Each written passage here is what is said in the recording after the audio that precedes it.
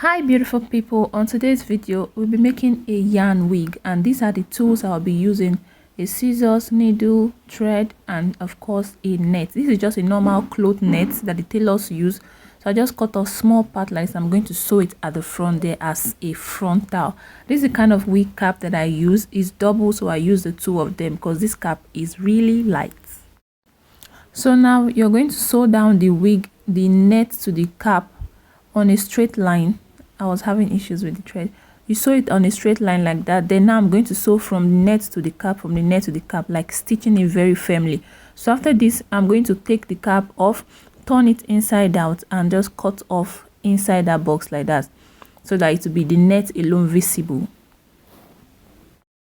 So when this is done, you go in with your concealer or foundation to give it that skin look. So when you have a white net on your head, it's not going to look nice, but I'm going to shade it with this foundation. Now it's going to look better. But if you get the real net that is used for this, that's very good. But if you don't, you can improvise like myself. I'm just taking my time to shade it very well so that there is no white showing at all. It's all going to be brown nets. So guys, I'm just taking my time to do this. Excuse me. So you should be patient when you're doing this to make sure that you cover the whole thing and make sure that you're having a seamless look at the front. So now I'm going to crochet some of this yarn onto the cap. This is going to serve as a grip, like an artificial hair, what we are going to be braiding on.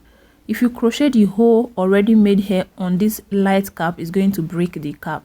So doing this is going to still keep the cap in shape and still give your yarn a very firm hold on the cap.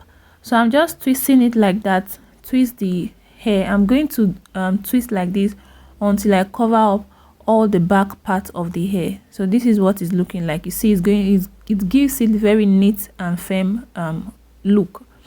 So this is now the front. The same thing, crochet the area that I'm going to weave it to, and then that's how I weave it. I was holding this camera in my hand, so I couldn't film it while I was doing it, but I'm sure you get what I'm doing. Crochet the head to the cap the way you want your weave to be, and then you weave it to that part. Thanks for watching. Please consider subscribing to this channel. Bye.